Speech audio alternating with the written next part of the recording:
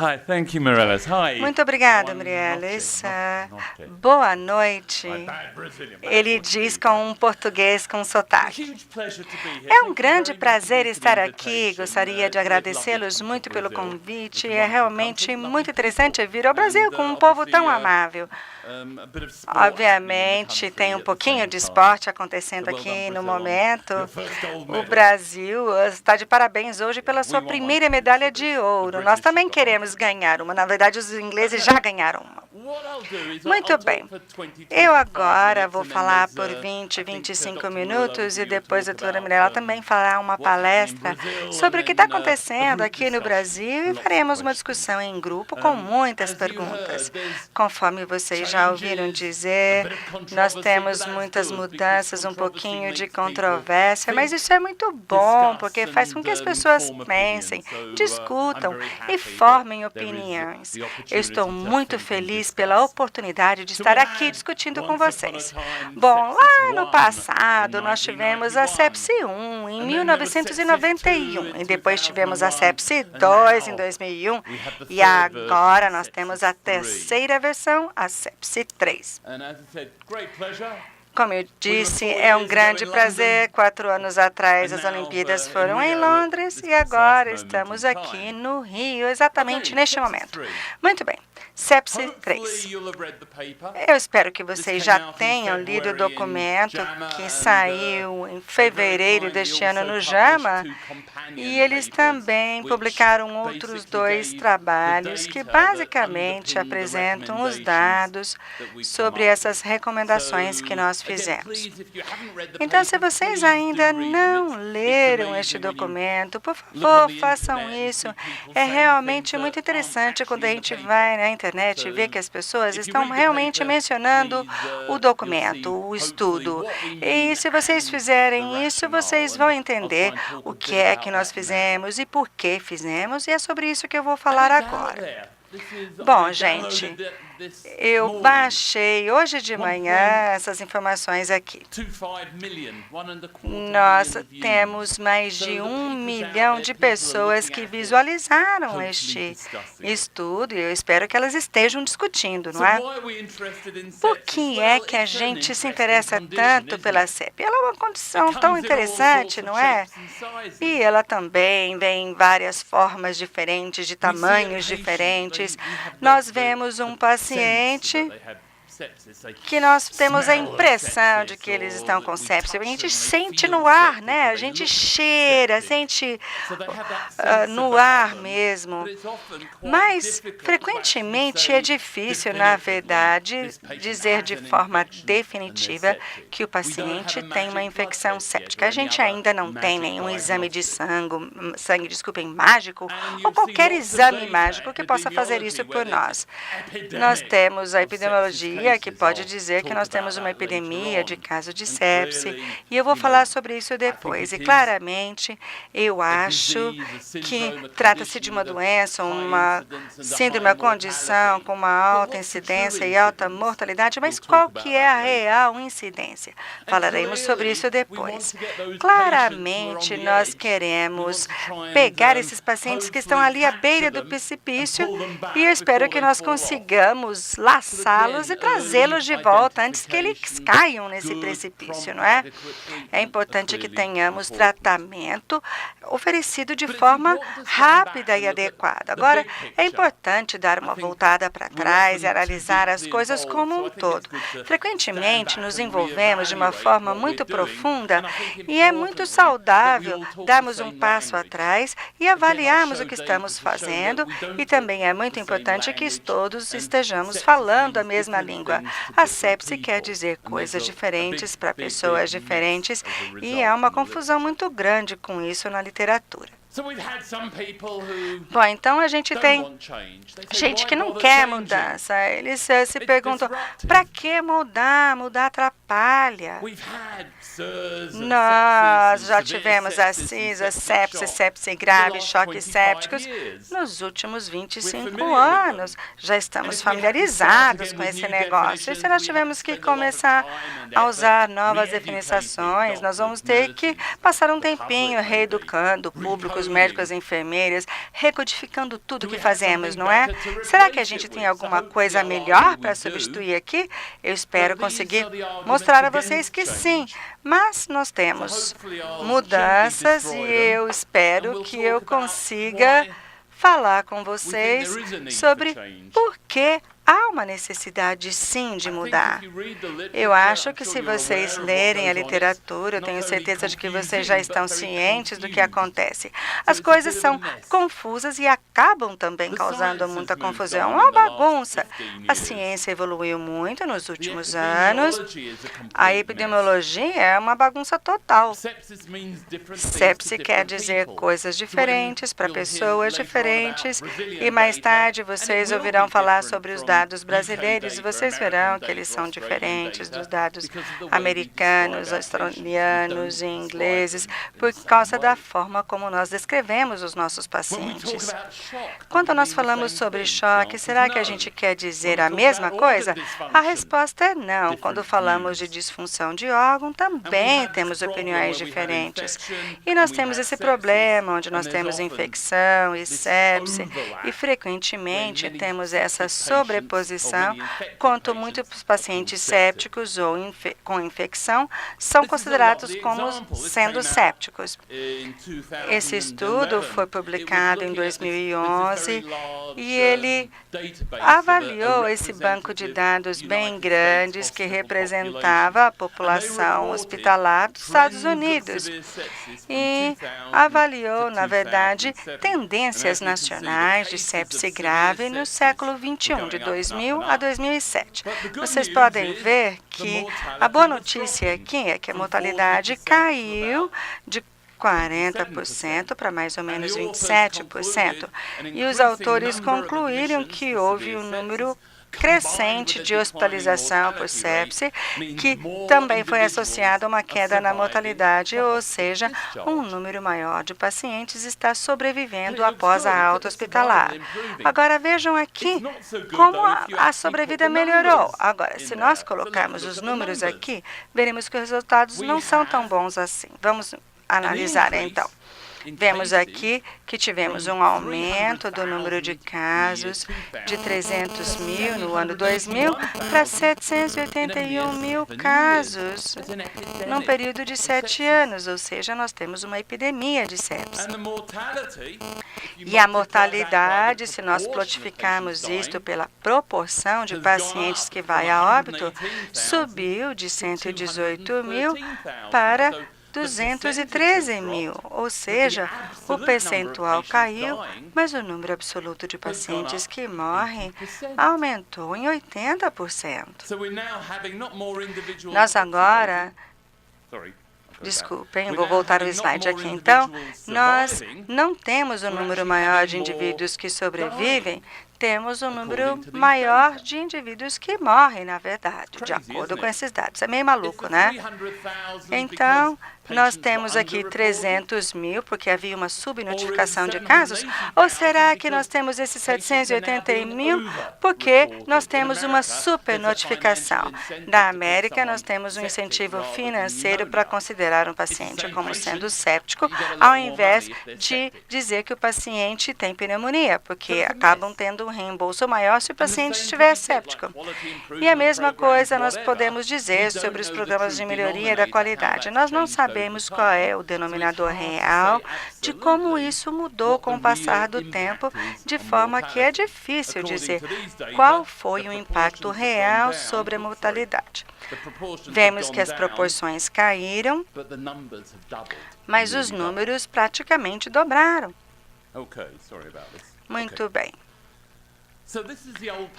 Então, aqui nós temos um paradigma antigo, infecção e esses critérios de sepse, disfunção de órgão, define o paciente como tendo sepse grave, e se houver um colapso cardiovascular, o que é que isso quer dizer? E que o paciente não responde a volume, a fluido, ele vai ter um choque séptico. Agora, nós vemos que a sepse não é apenas uma resposta pró-inflamatória sistêmica. Nós temos uma sobreposição muito grande e em 2016 isso realmente sim encaixa na definição de sepse. O que a gente quer dizer com disfunção de órgão? O que a gente quer dizer com choque?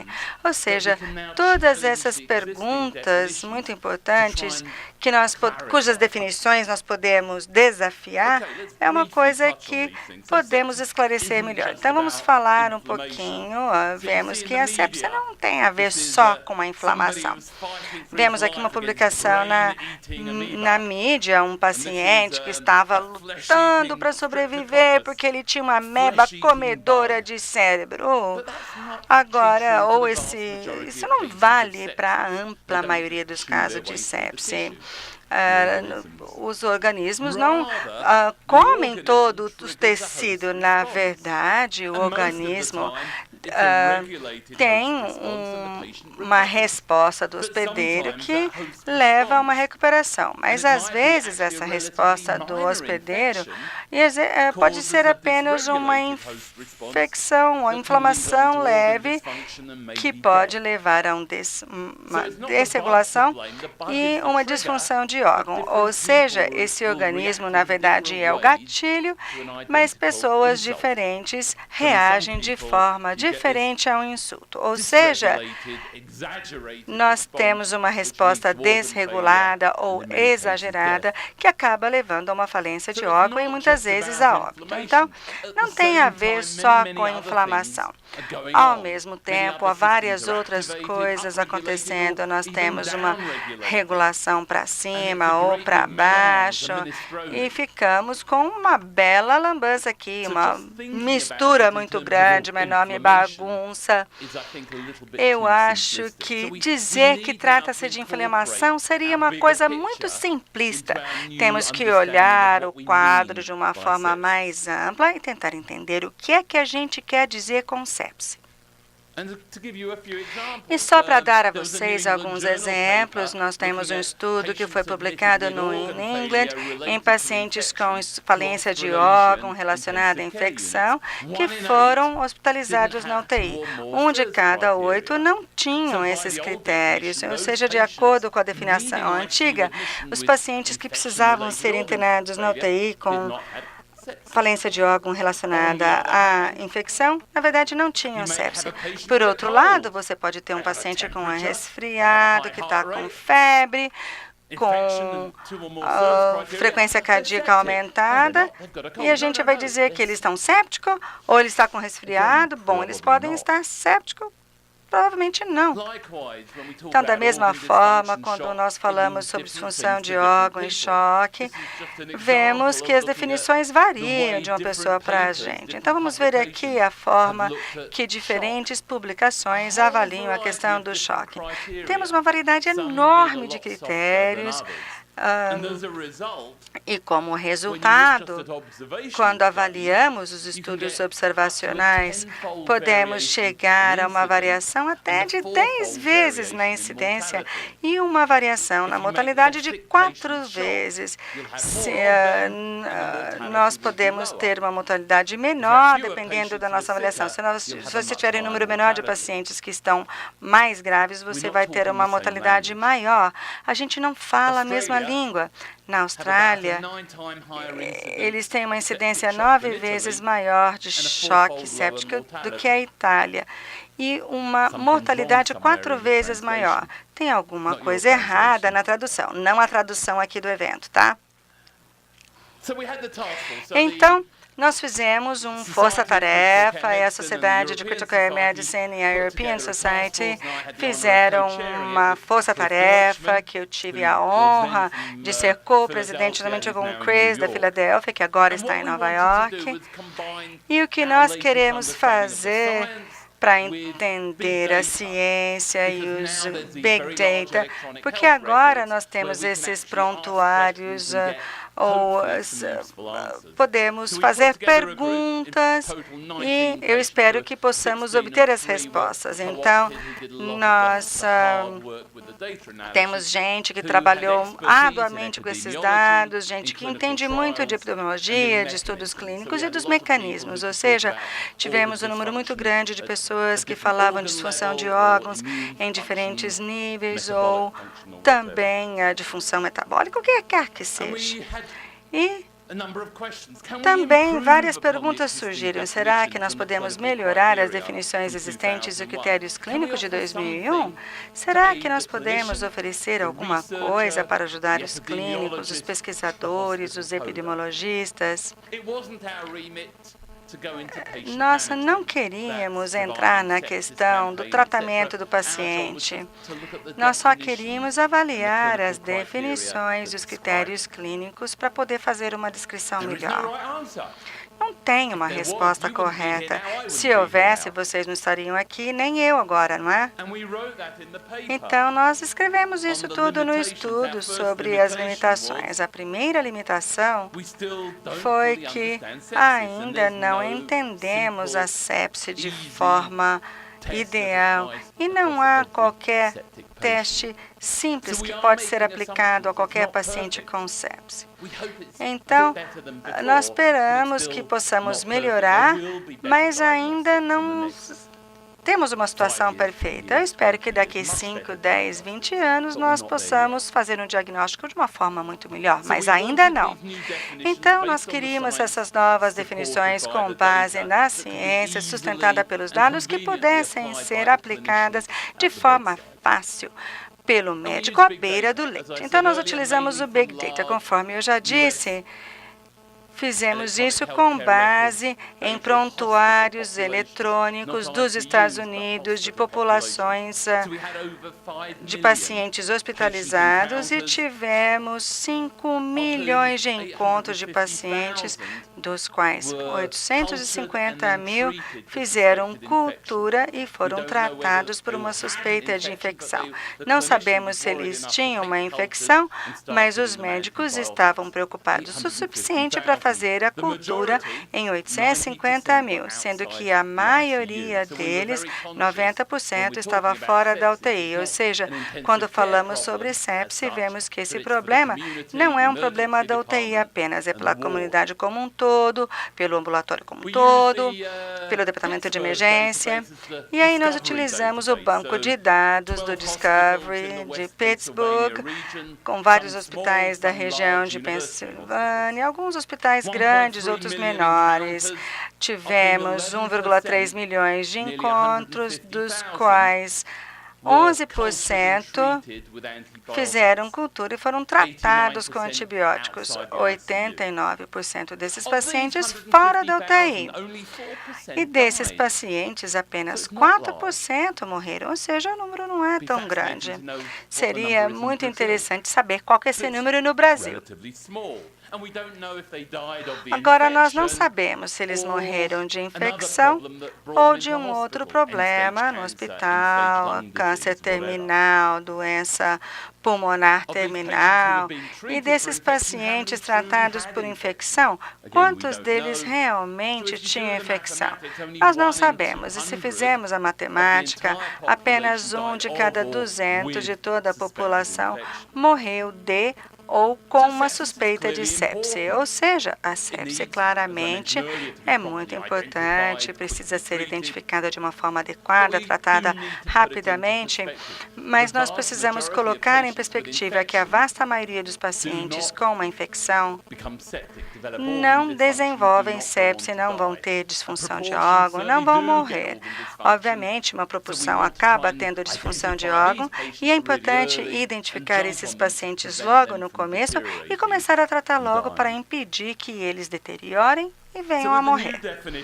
Então, com as novas definições, nós queremos tentar simplificar essa questão de sepse grave, choque séptico. Nós queremos dizer simplesmente que um paciente tem infecção, se ela for ruim, o paciente vai ter sepse e temos um subgrupo especialmente grave com choque séptico. Ou seja, essa é uma forma muito mais simples de fazer uma descrição disso e evitamos aquela sobreposição entre sepse e sepse grave. Agora, o que eu quero dizer com a definição? Definição é, de acordo com o dicionário, a essência de alguma coisa. Nós tivemos várias discussões e acabamos chegando a essa definição. Sepse é definida como uma disfunção de órgão com risco de vida causada por uma resposta desregulada do hospedeiro a uma infecção. Ou seja, há uma possibilidade maior que eles o paciente não morre se ele não tiver uma disfunção de órgão. Ou seja, não temos apenas uma inflamação e temos que avaliar além da inflamação, das chamas da inflamação, pensando numa abordagem muito mais ampla na hora de tratar esses pacientes. Então, essa é a definição. Como é que nós vamos caracterizar do ponto de vista clínico à beira do leito? Então, nós temos muitas discussões e acabamos utilizando o score SOFA, uma alteração de 2 ou mais do score SOFA significa que o paciente tem disfunção de órgão. Então, se isso ocorrer, nós temos que verificar os resultados e se o paciente estiver saudável, o score vai ser 0. Ou seja, essa é uma forma formal de avaliar se o paciente tem uma disfunção de órgão relacionada a uma infecção e podem ser qualificados como estando séptico. Então, agora aqui vamos falar um pouquinho sobre o score. E a coisa mais interessante desse score, ele já existe há muito tempo e nós fazemos isso de rotina, ou seja, não temos que fazer nada além da rotina que já utilizamos. Temos também o score de coma de Glasgow, temos a creatinina, as plaquetas, a bilirrubina, são coisas que nós já medimos de rotina, não precisamos de nada muito sofisticado. E quando avaliamos esses bancos de dados sobre os quais eu falava, se nós tivermos uma infecção com score SOFA de 2 ou mais, isso significa um risco superior a 10% de mortalidade hospitalar, ou seja, 1 de cada 10 pacientes vai acabar morrendo. Não estamos dizendo que temos que parar de tratar o tratamento. Claro que não. Tratamos o paciente que está ali. Se estivermos preocupados com a respiração, pressão arterial, nós vamos tratá-lo. Com esse score, nós avaliamos o exame de sangue, que pode ser feito como um teste para ajudar a epidemiologia, o hospital, mas frequentemente nós não sabemos se um paciente tem uma infecção até que a doença já tenha evoluído no paciente e pode acabar sendo alguma outra coisa, como, por exemplo, uma pancreatite. Ou seja, nós achamos que se trata de uma infecção e acabamos mudando o diagnóstico. E certamente, no banco de dados da UTI, onde eu trabalho em Londres, vários desses sistemas computadorizados podem fazer um cálculo automático do SOFA. Ou seja, tiramos o trabalho do homem, que acaba sendo feito pela máquina. E agora, falando sobre o choque séptico, a definição que nós definimos foi que choque séptico é considerado um subgrupo de sepse onde as anormalidades celulares e metabólicas circulatórias de base são profundas o suficiente para aumentar a mortalidade de forma substancial. Ou seja, achamos que do ponto de vista patofisiológico, isso não significava apenas uma pressão arterial baixa. Nós tínhamos que identificar que as células também não estavam nada bem e o risco de mortalidade é maior do que um paciente séptico normal. Ou seja, fazemos a caracterização, avaliando os bancos de dados, como os pacientes que fazem ressuscitação volêmica, lactato de aproximadamente 2 e uma pressão arterial média de 65 ou mais. Ou seja, depois de reposição volêmica, eles continuam com pressão baixa. E se o paciente se qualificar de acordo com essa definição, eles têm choque séptico. Então, as pessoas nos perguntam por que você não usa um ou outro? Por que você tem que avaliar o lactato e a hipotensão? Bom, Temos que lembrar que este é um grupo que tem uma mortalidade muito maior, e aí fizemos uma campanha avaliando 28 mil pacientes infectados com mais de 2 critérios de CIS e mais de uma disfunção de órgão após a ressuscitação volêmica. E aí, nos pacientes que tinham lactato acima de 2, em comparação com aqueles que só tinham lactato e hipotensão, ou apenas hipotensão, vocês podem ver que mesmo que o lactato estivesse normal e a pressão arterial estivesse normal, mas houvesse uma disfunção de órgão, a mortalidade era equivalente, ou seja, foi apenas o grupo que tinha os dois que tinham uma chance muito maior de morrer e que os diferenciava dos outros pacientes. E é por isso que nós escolhemos os 2 critérios. E isso acaba reduzindo o número de pacientes considerados como tendo choque séptico, mas se nós analisarmos os 3 estudos iniciais que nós tivemos, o PROMISE, o PROCESS e o RISE, e eu participei do PROMISE no Reino Unido, vemos que apenas 15% dos pacientes atendiam este critério. E aí todo mundo fala sobre mortalidade baixa. Bom, mas a razão para a mortalidade ser baixa é porque esses pacientes aqui foram os pacientes que foram incluídos e isso era previsível porque essa população estava menos grave. Então, agora eu vou falar um pouquinho sobre o Quicksilver. Será que nós podemos utilizar para fazer uma estratificação e identificar os pacientes com risco de ter sepsis de uma forma mais fácil? A Christine, lá de Pittsburgh, que fez toda a avaliação desse trabalho nos pacientes de emergência, observou 3 fatores como os melhores preditores de evolução ruim. Então, uma pressão arterial sistólica baixa, também alteração do estado mental, com qualquer CS anormal e taquipneia. Ou seja, talvez uma disfunção cardiovascular, uma disfunção neurológica, a taquipneia, representando uma disfunção metabólica ou respiratória. E ele observou que quanto mais pontos SOFA esses pacientes tinham no momento do diagnóstico, maior era a probabilidade de óbito. Ou seja, vocês podem observar aqui que se tivéssemos 2 ou mais, isso colocaria os pacientes numa categoria de risco muito maior. No Reino Unido, eu sei que no Brasil vocês não têm um sistema nacional, mas no Reino Unido nós temos um sistema nacional chamado NEWS, que quer dizer National Early Warning Score, dos pacientes que vêm para o departamento de emergência. Ou seja, a enfermeira basicamente faz a avaliação do paciente e eles têm um número de pontos maior de acordo com o número de anormalidades encontradas.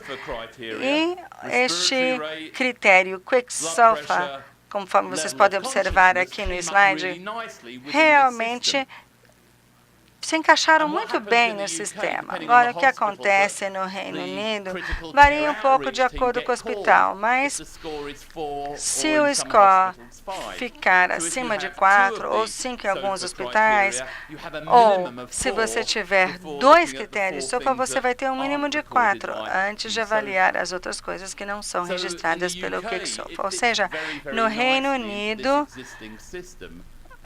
onde nós trabalhamos com esse sistema, e o Quicksilver vai ser incorporado, ou seja, nós não vamos mudar aquilo que já fazemos, mas como nós estamos registrando o Quicksilver, nós vamos continuar avaliando. E aí a pergunta é, será que ainda existe um lugar para ser? Em parte, sim.